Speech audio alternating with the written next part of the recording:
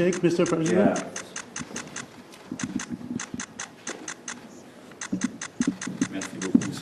See, when you're that rich, you can speak that lowly. I was just wondering, can anybody hear that? But when you're so rich, you have such confidence that you don't have to do any strain to the voice. He's great.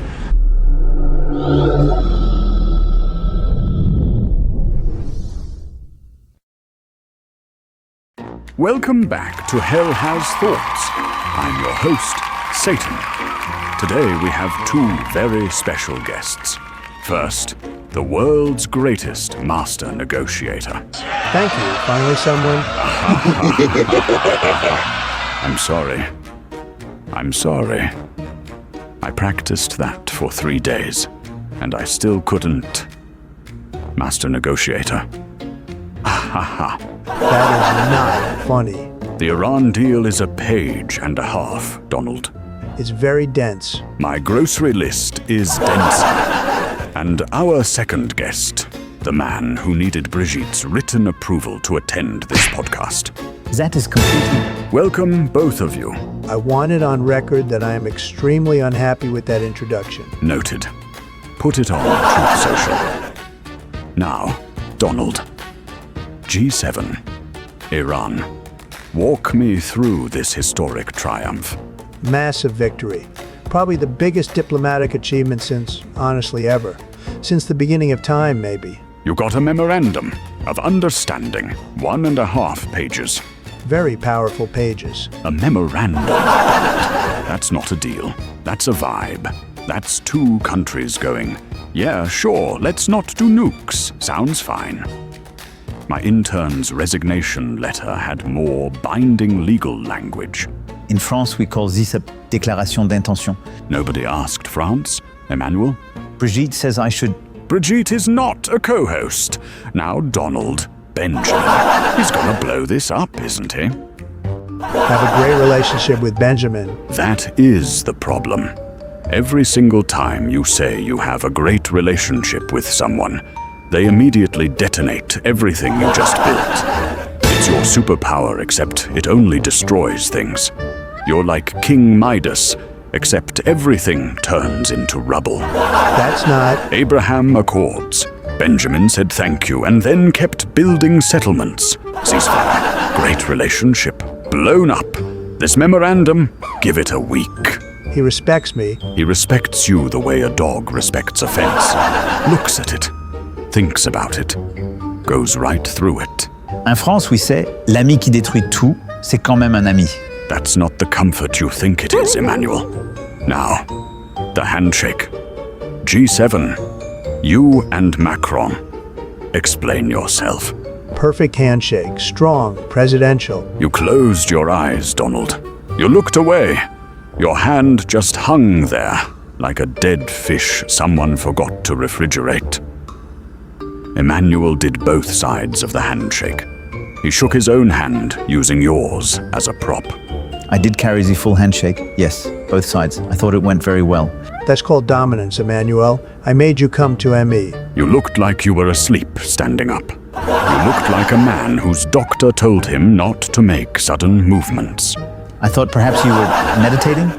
I don't meditate. Then what were you doing? I was thinking. I think very fast. Sometimes my eyes close when I'm thinking that fast. About what? The UFC fight. Oh, the UFC, yes.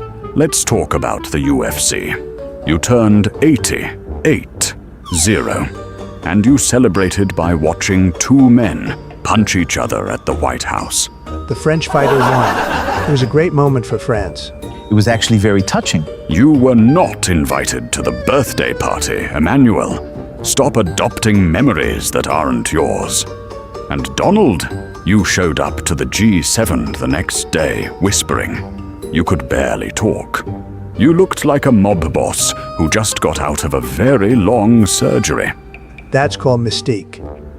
And then, you pulled Ziad aside and told him, in front of everyone, that he speaks quietly because he's rich and confident. You turned a man's volume into a wealth flex. He speaks softly because he's confident. He's great. You basically told him his personality is a symptom of his bank account. I also speak with great confidence. You speak with a French accent in English, Emmanuel. That's not confidence, that's just commitment. My English is... It's fine. It's fine. Moving on. Truth Social.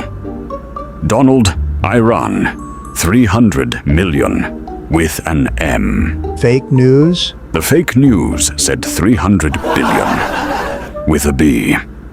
You went on Truth Social to deny the story, and you accidentally made yourself look cheaper than what the fake news was saying. You negotiated against yourself, on your own phone, alone, in a room, with no one pressuring you. They changed the number. It was your post, from your phone. You corrected a lie in the wrong direction. That's not a denial, Donald. That's a discount. Perhaps a billion and the million look similar on the small phone screen. They literally don't. One has more zeros. I typed very fast. You type catastrophically. And now, July 4th, Lincoln Memorial. Biggest fireworks in American history. Talk to me. The people deserve a celebration. Massive show, historic fireworks. Abraham Lincoln's birthday is in February, Donald. You are throwing yourself a second party at a dead president's monument on a completely different dead president's birthday. You already had UFC, now fireworks. At this rate, you're celebrating every 2 weeks until Christmas. The Lincoln Memorial is very beautiful. You keep comparing yourself to Lincoln, and now you're going to blow up the sky directly above his face. That's not a tribute, that's a threat. In France, Bastille Day is also a very grand... Emmanuel, I will personally call Brigitte and tell her you've been misbehaving. I'm fine, I have nothing more to say, ever. Benjamin, wherever you are right now, do not touch this deal. I am literally the king of eternal punishment, and even I think you need to take a week off. Let one thing survive. Just one. A page and a half. That's all we're asking. I want to go back to the master negotiator thing. We're not going back. Because I am a master negotiator, and I think the audience deserves... The audience is dead, Donald. They're in hell. They've suffered enough. That's hell has thoughts. I'm Satan. Trump is furious. Macron is texting Brigitte for permission to be offended. And Benjamin is already on the phone with someone he shouldn't be calling.